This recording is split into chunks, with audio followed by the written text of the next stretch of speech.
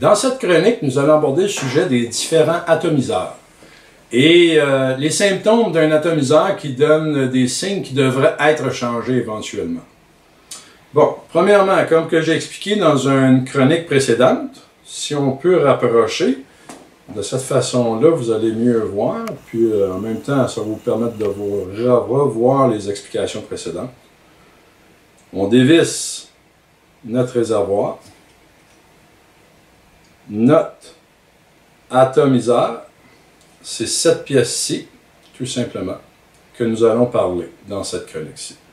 Bon, cette pièce-là, il y a différentes résistances dans cette pièce-là. Cette pièce-là, ce qu'elle fait, c'est que c'est elle qui fait le réchauffement du liquide qui va faire en sorte que la vaporisation va se faire. Autrement dit, la vapeur va s'en dégager. Pour ce faire, c'est relativement simple. Au niveau des résistances, parce qu'à l'intérieur de ce petit bidule-là, ça se trouve à être un genre de petit élément. Il y en a qui vont appeler ça des petits coils, mais c'est un petit élément qui est sous forme de résistance.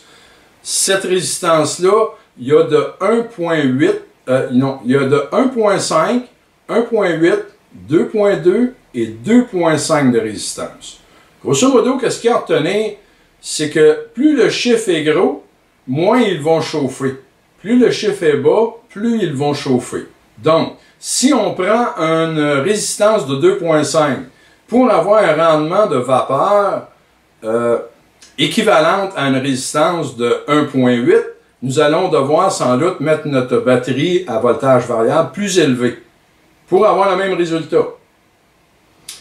Personnellement, moi, le 2.5, je l'enlèverais sur le marché. Je trouve que c'est un consommateur de batterie inutile. Mais enfin, il y a peut-être une autre vertu qu'on n'a pas encore découvert, mais pour l'instant, c'est ça qui en est résulté de nos tests.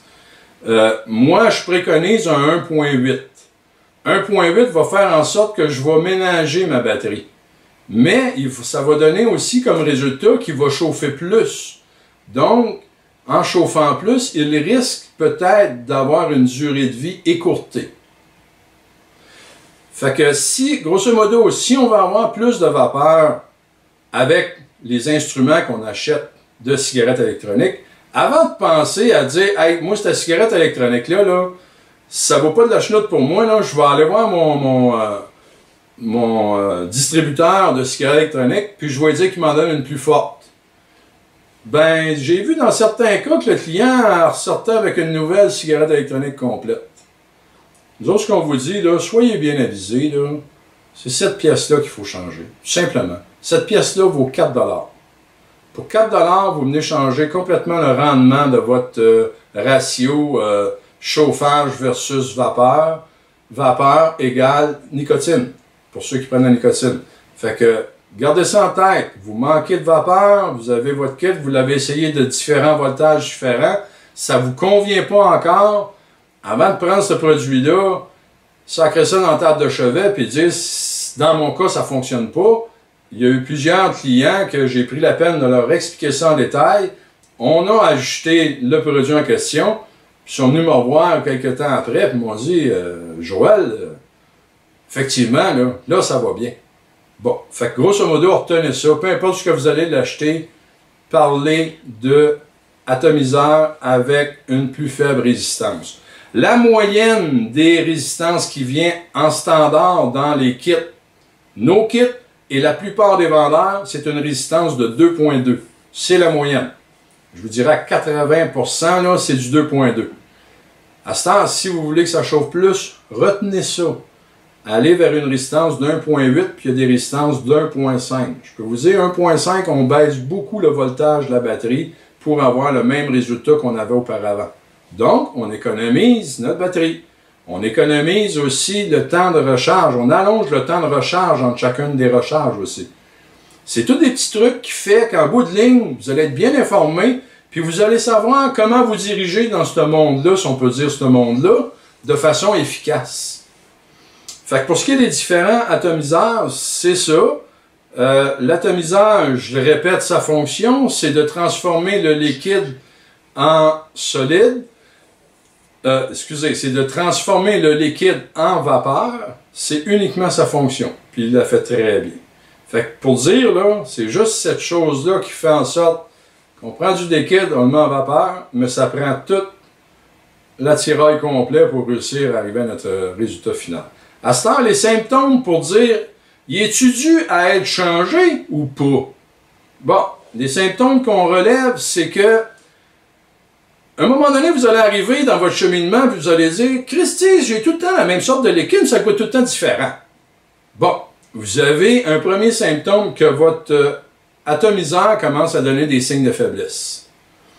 Qui fait en sorte que le premier signe de faiblesse, le goût de notre saveur va être différent. Si bien qu'on peut arriver à un certain point que dire, hey, ça goûte dégueulasse le produit que j'ai pris, puis pourtant que je l'aimais. Ben, c'est pas le produit qui a changé. C'est cette bidule-là qui devient trop encrassée. Tout simplement. Cette bidule-là, on la nettoie pas. J'expliquerai pas comment la nettoyer. Ceux qui sont vraiment débrouillards, là, je vais vous laisser vous trouver comment faire. Mais on la prend, on la jette. Puis ça coûte tout simplement 4 $. Deuxième signe, on a un petit goût de brûlé. La saveur est plus ce qu'elle était. OK, parfait, on l'endure. On a un goût de brûlé qui vient en bouche à l'occasion. Ben ça, c'est un autre signe qu'il n'y a plus assez de liquide qui rentre à l'intérieur pour se faire réchauffer. Il réchauffe constamment du vieux liquide croûté, entre guillemets, à l'intérieur, qui fait que notre goût est altéré, puis ça finit par goûter le brûlé. Troisième signe qui dit qu'il faudrait changer cette pièce-là, c'est que quand on vient pour dévisser notre batterie du réservoir, puis on vient pour le mettre sur la charge, on voit des dépôts de liquide au fond de la batterie. Ou des fois, on va aspirer, puis il va y avoir des fois des petites bruines de liquide au travers de la vapeur qui vont nous monter en bouche. Ben regardez, si on est à ce point-là, que le liquide commence à couler ou on aspire des petites gouttelettes de liquide, ben c'est pas votre cigarette électronique qui fait défaut. C'est pas le produit qui est pas bon. C'est tout simplement cette bidule-là qu'il faut changer. Puis ce que je viens de vous expliquer, là, ça va s'appliquer sur toutes les sortes de cigarettes électroniques. Que vous avez des Ego, des Evoque, peu importe la sorte, la marque, tous les symptômes que je viens de vous dire là sont tous communs à toutes les sortes de cigarettes électroniques.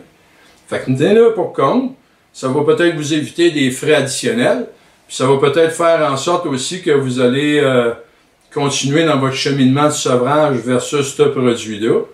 Puis, si vous êtes tout au courant de ça, ben merveilleux, transmettez-les aux autres. Fait que sur ça, ben regarde, je vous souhaite un bon vapotage, puis j'espère que mes explications vous ont éclairé. À la prochaine!